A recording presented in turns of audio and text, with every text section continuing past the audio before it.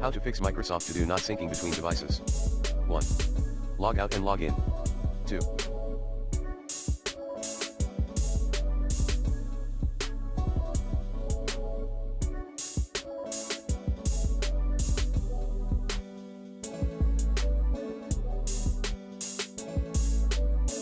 Shut down the app and check for updates.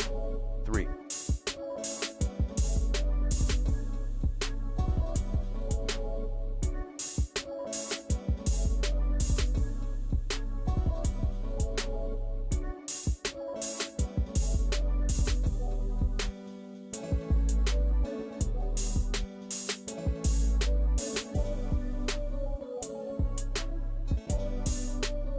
Restore firewall settings to default.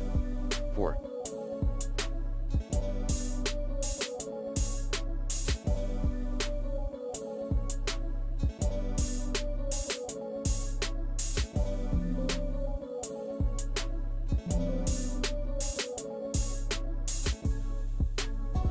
Repair the Microsoft To Do app.